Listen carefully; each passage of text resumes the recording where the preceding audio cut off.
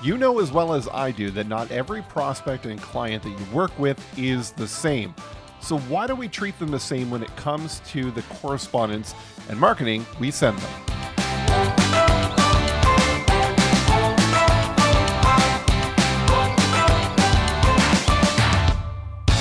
In today's episode of the Automation Show, it is September 26th. I'm your host, Shaun Whynacht. We are going to be uncovering a way to not treat everybody the same.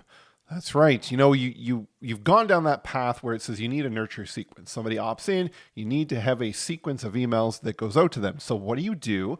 You sit down and you write that series of emails. Okay, so when they opt in, we're going to send them this confirmation email and we're going to send them the resource, right? We focus on the resource. We got to get them that. Got to get them that thing that they wanted so that they don't get frustrated. All right, we've got that done. Now, what do we do next? Maybe, how about the next day we send them a little bit about ourselves, right? So sound familiar, right? So we write an email about who we are as a company and we send that to them. And then maybe we should send them some testimonials. Yeah, that'd be great, right? We'll send them some testimonials about the clients that we work with because they're going to see how awesome we are. And so we're going to do that. And, maybe we got some videos that we're going to send and that's how it goes, right? That's commonly how it goes if you haven't thought through the process. But I want to flip the thought process on you here. And I want to tell you this through a story.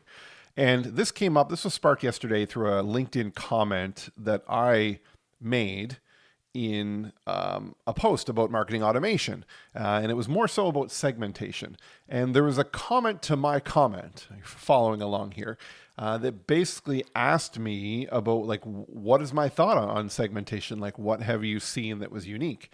And a few years ago, I had a client who had a very unique sense of humor.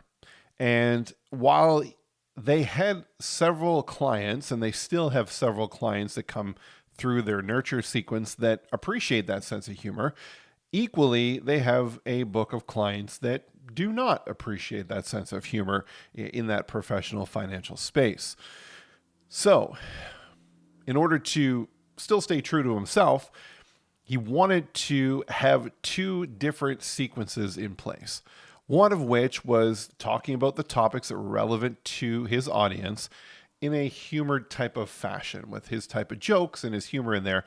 And then he equally had a parallel journey that was still giving the information, but was more on a grounded, serious level. So now he's identified the two niche conversation tones of his audience. And initially, anytime somebody was to opt in, he had a question. I cannot remember the question. This form is since been gone. It's been years ago, but there was a question on there that really identified if they liked humor and if they didn't like humor. It didn't come out blatantly and just say, hey, do you like humor or not? But there was something in there that he'd come up with for this. And he said, well, if they answer this way, put them into the haha sequence. If they answer this way, put them into the no haha sequence. And that's exactly what they were tagged with in the system was haha or non-haha. And really that's how it broke out. And anytime they went through their process, so let's say they became a client and there were email nurtures that went out along the different sales journeys that they were going through, they would always be segmented into the haha stream or the non-haha stream. And this stood out to me as a really great segmentation. And you can do this in anything. You don't have to be in the financial services. You could be selling widgets. You could be a hairdresser. You could be a mechanic. You could be whatever. And you can have more than just two. I mean, you could have a sequence that are for men and women. You have a sequence that are for seniors, middle age, younger. The idea behind this is the key to standing out, the key to being heard is to show up where your audience is.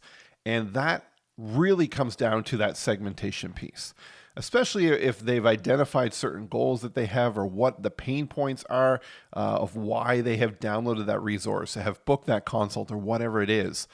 If you can start to talk to that pain, talk to that aspirational identity of what they want through your segmentation, you are going to have a sequence, a nurture campaign, whatever it is, but a system that is really going to resonate with your audience. So take some time and think about your audience. Think about how can you segment different ways. And it can be multiple different things. It could be pet owners and non-pet owners.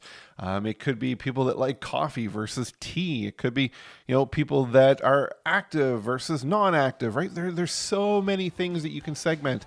But when you start to do that, you can then start to build your content specific to them. Would love to hear your comments on this. Please reach out to me at bluecowmarketing.ca. If you have any comments or wherever you're seeing this posted and listen to it, please go ahead, leave a comment what you think about this. And if you like the show, go ahead and subscribe, rate the show. We would love to hear more from you. That's it for this episode of The Automation Show. I'm Shaun Whynacht. Keep automating. This episode of The Automation Show is proudly sponsored by ClientConnector.app, the tool that simplifies client engagement, lead nurturing, and sales follow-up with seamless automation. With Client Connector, you can connect with clients faster and smarter, saving time, making every interaction count. Go to ClientConnector.app today.